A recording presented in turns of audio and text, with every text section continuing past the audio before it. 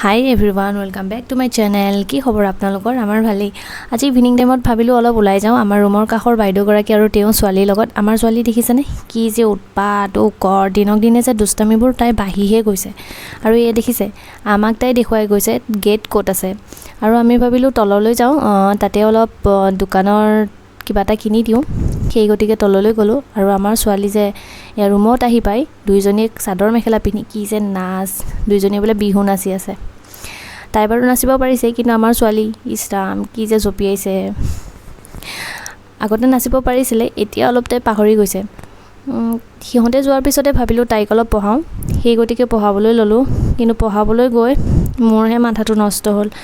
পঢ়িবলৈ তাইহে উস্তাদি কৰিব যায়, মোকহে উল্টাকৈ তাই পঢ়াবলৈ যায়। আৰু এয়া দেখিছেনে তাই বোলে এইবোৰ ঘৰ বনাইছে, বিল্ডিং ঘৰ। কি যে হ'ব ছোৱালীজনী। এনেদৰে তাইৰ লগত সময়বোৰ পাৰ কৰা যায় আৰু বাপেক আহি পোৱাৰ পিছত তাইতো উৎপাত আৰু দুগুণে বাঢ়ি যায়। ভিডিঅ'টো ইমানেই আছিল, বেছি দীঘলীয়া নহয় বাৰু। যদি মোৰ ভিডিঅ'টো চাই ভাল লাগিলে তেনেহ'লে লাইক এণ্ড শ্বেয়াৰ কৰিব আৰু মোৰ ফেচবুকৰ পেজটো ফ'ল' কৰি দিব। এয়া দেখিছেনে আমাৰ ছোৱালী পঢ়ি আছে। মোক পঢ়িবলৈ নিদিয়ে, তাইহে মাষ্টৰণী হ'বলৈ যায়। আৰু এয়া বাপেক আহি পালে আৰু বাপেকৰ লগত কি উৎপাত দেখিছে।